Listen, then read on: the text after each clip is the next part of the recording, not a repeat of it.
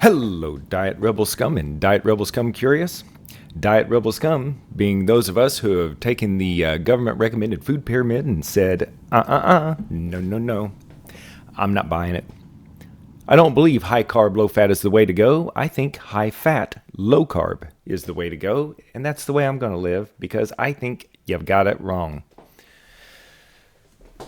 Okay, this is another random, this is a random check-in, but I do need to check in.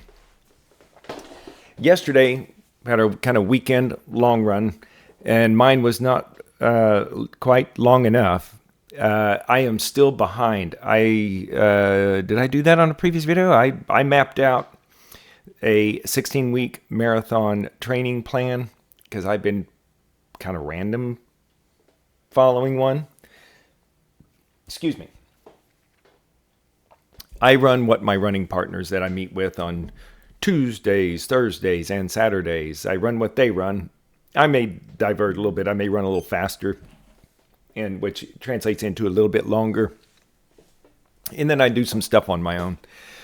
But the long runs, the weekend long runs that a typical marathoner trains for, I am behind on those. I am not at the, like this last one, I think I was supposed to do 16 miles, and I only did 9. And part of this one that I did, I put in speed work. So at the end of this last run,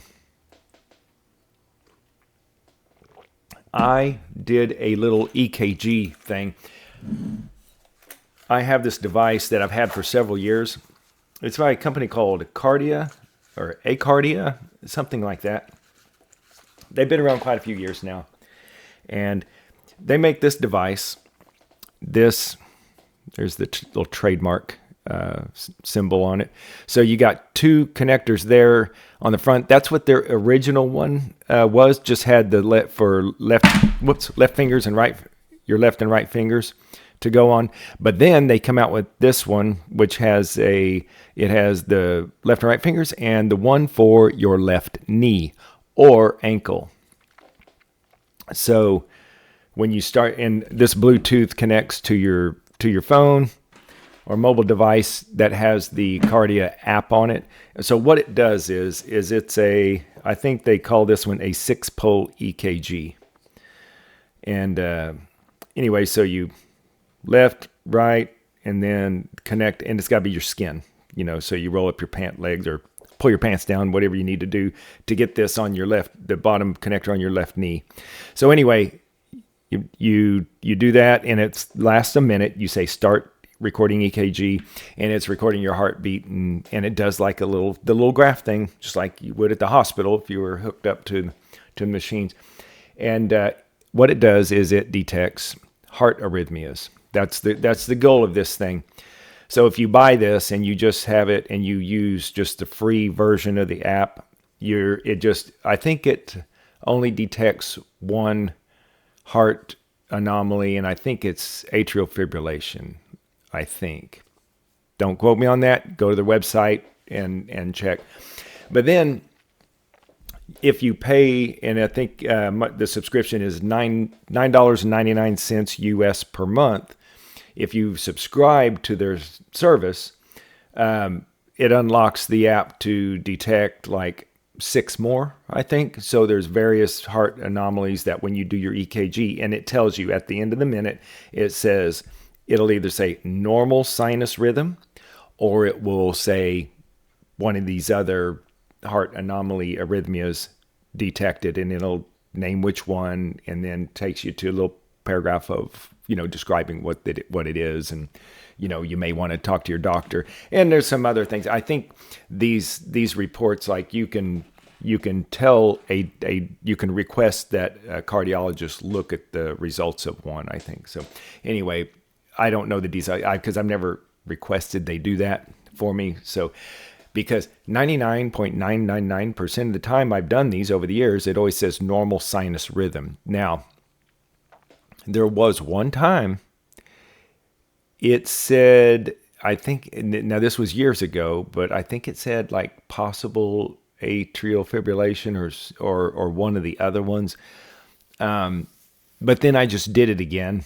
I just repeated it, stayed really calm, breathed real steady. And then it said normal sinus rhythm on the next one, that I did just right away again. So I was like, okay, maybe that was just an anomaly, or maybe everybody's heart can go into these different things for whatever reason, but may not stay in that bad state, and so I don't know what all kind of randomness can affect the heart.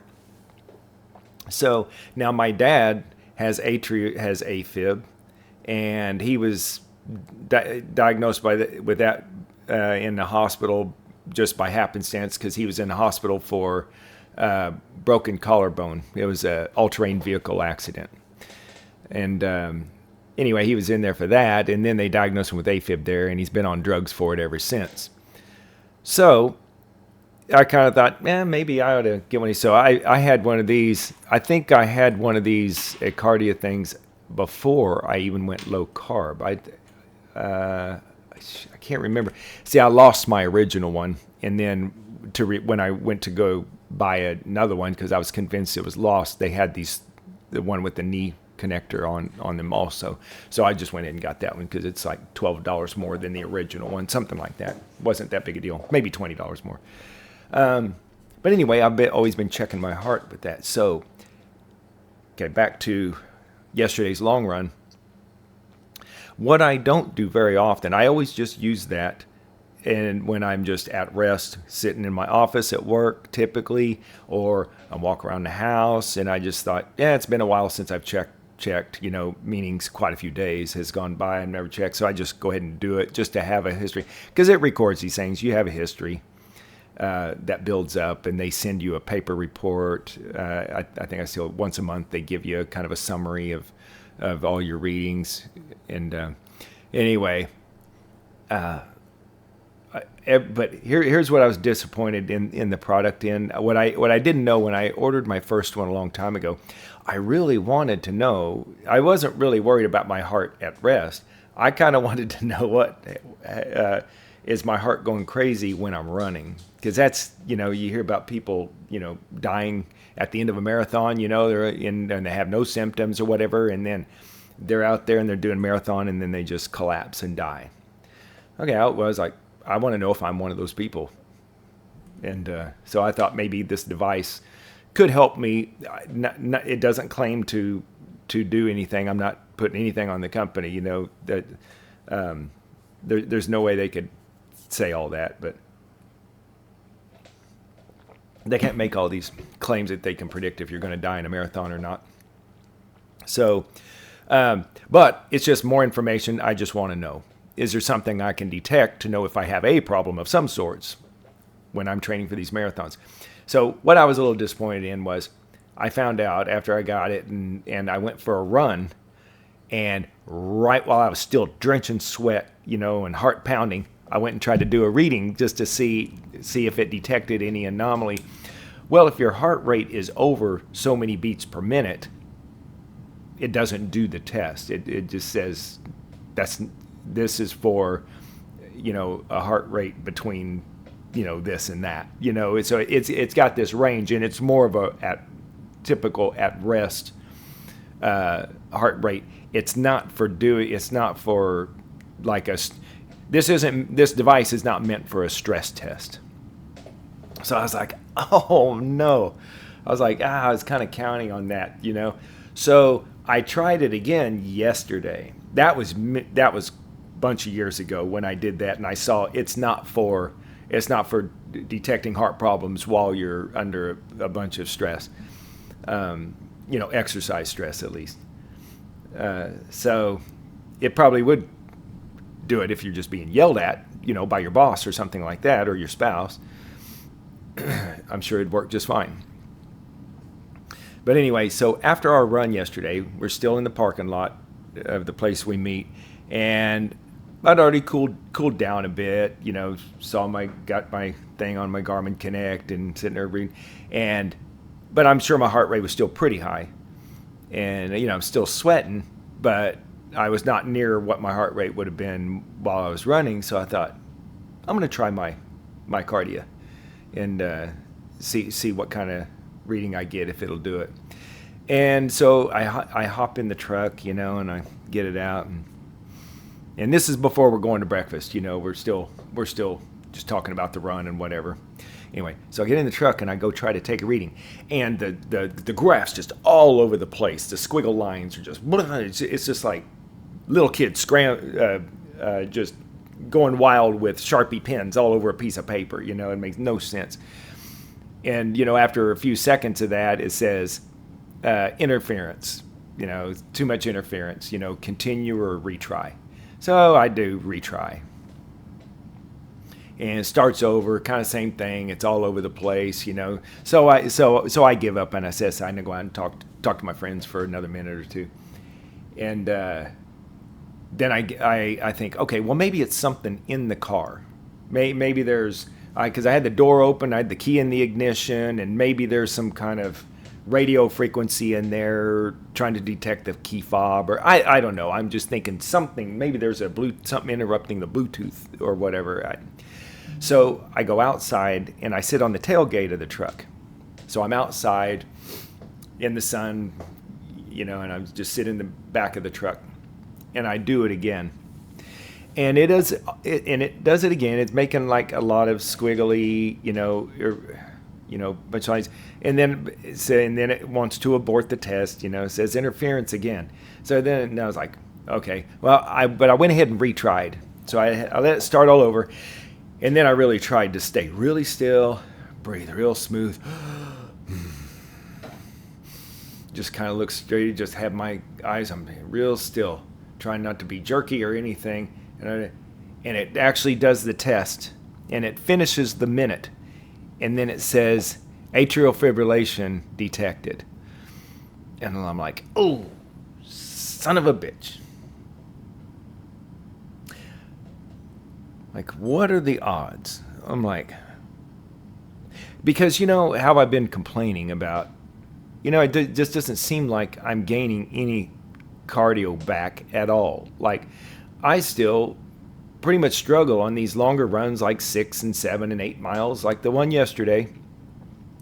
I can cruise along like 9 minutes and 30 something seconds per mile, and my heart rate stays down. It's in the low 140s at that pace. That's kind of been my standard thing. The Garmin watches tells me when recording my runs.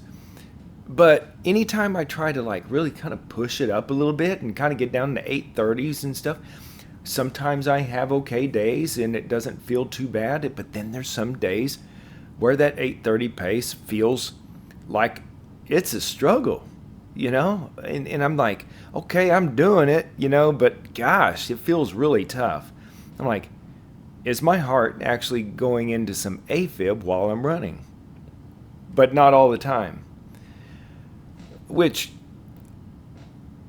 it can be, and I'm sure this is part of like what a lot of Afib and any kind of heart anomalies are, like in the rhythm, the beat rhythms or whatever, can be electrolyte imbalance problems. Now, recently, this kind of comes and goes. There are weeks that happen where I have bad leg cramps at night. When I'm laying flat in bed, my calves, my feet, I can get these leg cramps where I got to get out of bed and stand up, and then they go away. It's like the blood goes down. I don't know if it's more blood flow or whatever, more nutrients in the muscles or whatever, the blood flow getting things there that kind of help it out, and then I can lay back down. I can go back to sleep, and I'm okay for a bit, but I may wake up an hour later with the same thing. And then there will be weeks on end where I don't have any leg cramps at night. It's like things are okay. Now, I do eat salt. I eat Redmond sea salt and pink sea salt, that little grinder thing. But it's not measured, and I don't, it's not something I keep track of how much, and I don't necessarily salt my stuff every meal, but And I don't really measure my water drinking either, So I'm sure with this marathon training, I could be all over the place when it comes to electrolytes, your salt, magnesium, and potassium. Uh, so I could really be screwing that up just because of what I'm doing, what am I exercising, and my exercising like hell one day and not the next. So I could be all over the place causing these cramps and not causing them other times. And I think okay, and then the other big elephant in the room is my horrible coffee consumption. So that having that Afib reading, which yesterday I did another one and it was normal sinus rhythm. So I did, whenever I get these readings, I keep taking the test, until I get the answer I want. Isn't that what anybody would do? So it went back to normal sinus rhythm when my heart rate was back down to a normal at rest. Before I went in. It was before I went into breakfast. I think I did it again. I think after we drove to the place a couple miles away, and I went ahead and took another reading, and I was fine. So, but I did order a chai latte instead of like a regular coffee latte. And when I got home from breakfast, I did make a regular French press coffee with grinding coffee beans that I got. It's what kind? It's Starbucks French roast, I believe, is what I've got in there right now. So I think yesterday I had total maybe only 2 cups of coffee yesterday, whereas it could have been more like 4, maybe 5 is more my norm. So caffeine, I heard this one time. Caffeine, I forgot if it was a number of cups of coffee, like 2 cups of coffee can remove like 1,000 milligrams of sodium out of your body. Of course, that's going to be debatable because everybody weighs different. Everybody's retaining a different amount of water. There's all kinds of factors in there on how much sodium can. Maybe it's up to 1,000 milligrams of sodium, whatever can be removed. But anyway, just the point being, you drink a lot of caffeine, it can alter your sodium balance, and the sodium, magnesium, and potassium, from what I understand, has to be in some certain ratio in the body for all your body functions to work right. Okay, totally makes sense. And coffee can upset that, so your body has to do a juggling act of stealing from one area and giving to another, to keep these electrolyte balance in the blood and in your organs right and in the cells right. And then you're throwing in these huge doses of caffeine. And I'm sweating to death all the time. So I think, bottom line here, I need to cut way back on my coffee. I need to switch to decaf, and I've tried to do this a few times in the past, but I just didn't have the motivation to do it, because coffee is it's not just the caffeine. I can kick a chemical. It's not because I need it to wake up. I do, but that's not the huge drive of it. It's cultural. Cultural things can be very powerful. And, the whole coffee culture with coffee shops and everything, I just love that whole atmosphere. I love going into coffee shops. I love smelling the beans. And it's kind of like, it's a vice. It's like going into your neighborhood bar with all your buddies and going up and ordering a beer. And you have it in common with everybody at the bar. Everybody's having a beer. It becomes like a social thing. It's like going in there and... It's why being a teetotaler is like a bad thing. You don't. There comes a damn teetotaler. Doesn't drink coffee or that. I think that's usually used with in alcohol. It's like, oh, I quit drinking, so I'm coming up and drinking tea instead of having a beer with everybody. So you become this outlier.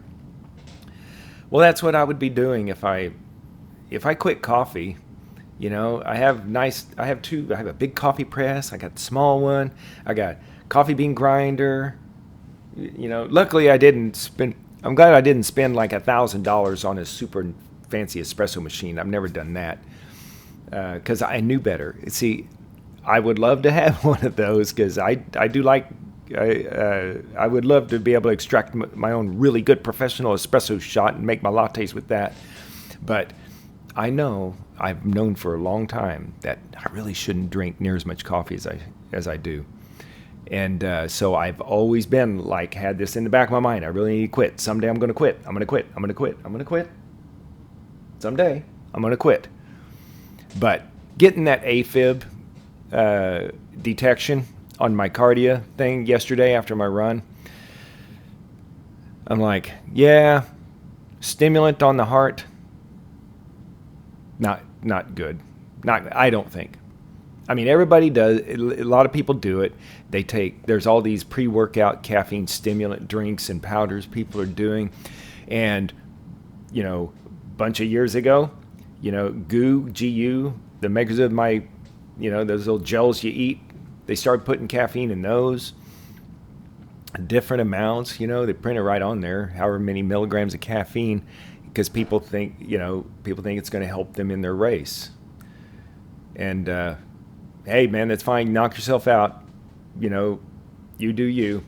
But for me, I think my caffeine consumption, a bad amount, is contributing to my leg cramps at night. And now I think that's probably part of my performance problem. My lack of getting back into the 3.5 hour range marathon performance. I'm struggling big time trying to get there. In fact, I'm just not seeing it. I'm training for these marathons. I'm running as much as I used to a long time ago. I used to run a 3.5 hour marathon, and I know I was younger then, but I also ran a lot faster every day, and I was not struggling. And my past couple of marathons, when I'm struggling towards the end there and I'm coming in and it's getting close to the 4 hour mark, I'm running with people. There are people that look like this is where I've got like really big alarm bells going off,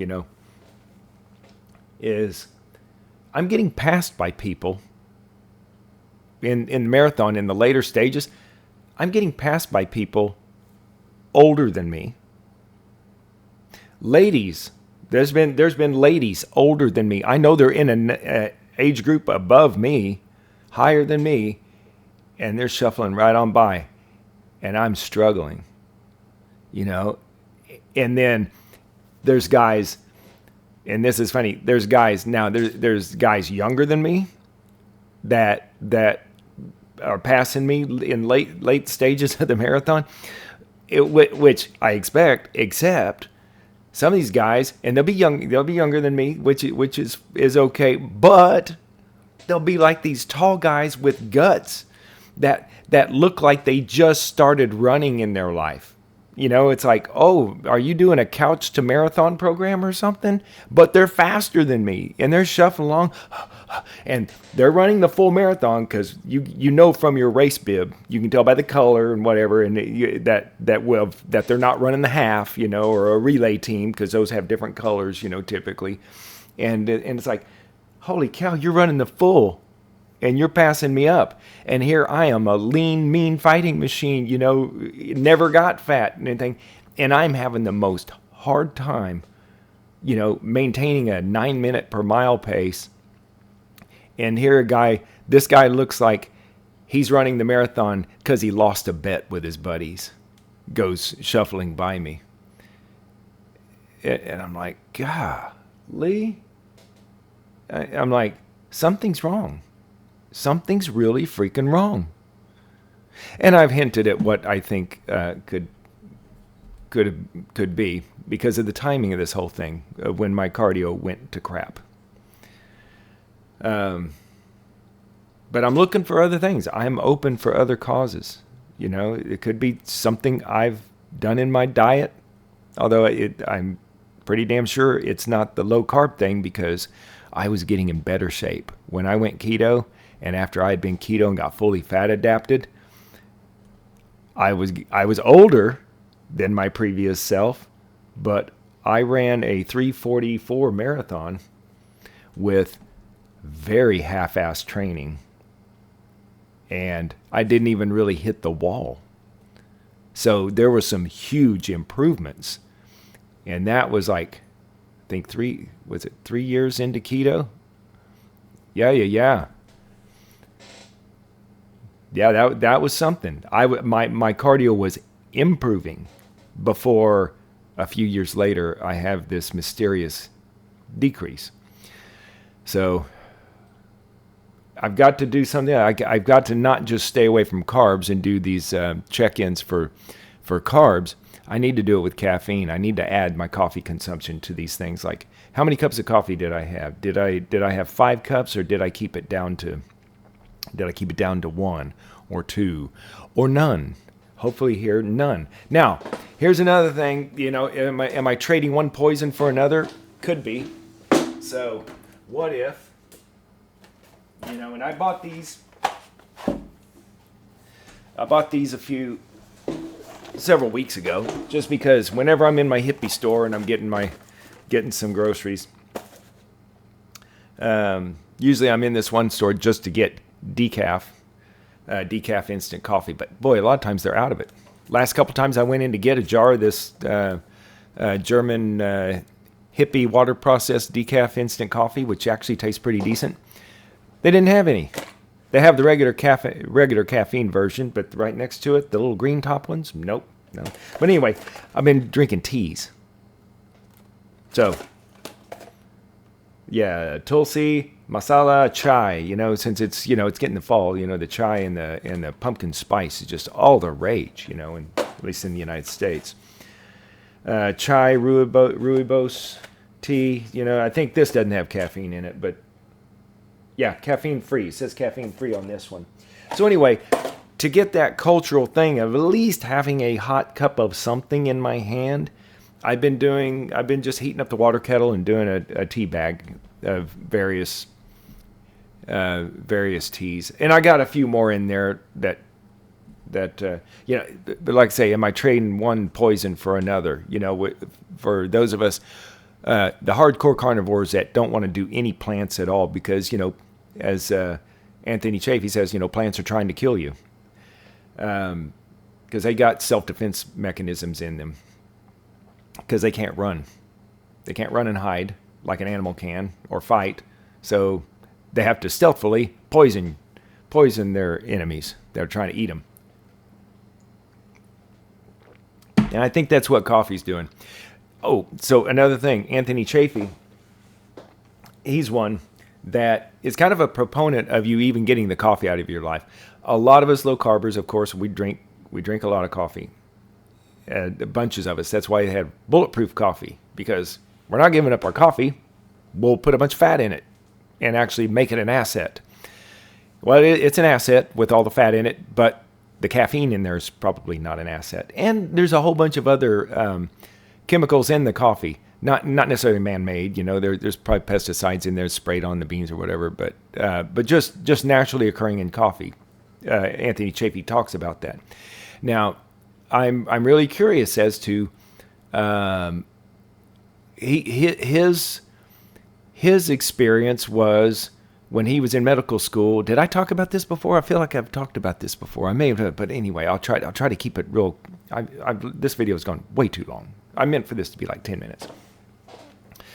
But Anthony Chafee says when he was in medical school and he was heavily working out, lifting weights a lot. I know he was into rugby and all that, but he noticed a big difference when he was eating just meat, whatever, and he would go to the gym, work out and everything. If he drank any coffee that day, the next day, he was really sore from his workouts, like everybody is. You know, the whole no pain, no gain kind of thing. And, you know, so many people drink caffeine. I don't know if it's the caffeine or if it's the other compounds that are naturally occurring in coffee that could be doing this. But Anthony Chafee, at least for him, when he didn't have any coffee, he had no coffee, he wasn't sore the next day from his workouts. But you just introduce, and he said just like 1 cup of coffee would do it. He like went out with his, I don't know if his medical buddy friends or whatever, but he remember, he talks about it all the time. Excuse me. But he says like, yeah, had to work out of that. Then I went out for coffee, and then the next day, super sore. But keeping the coffee out, he's not sore. He could like work out real hard again the next day. So, I almost hate hearing that because I don't want to quit coffee. It's just been too big a part of my life for all these years. I want to quit coffee, but I don't want to quit coffee, if you know what I mean.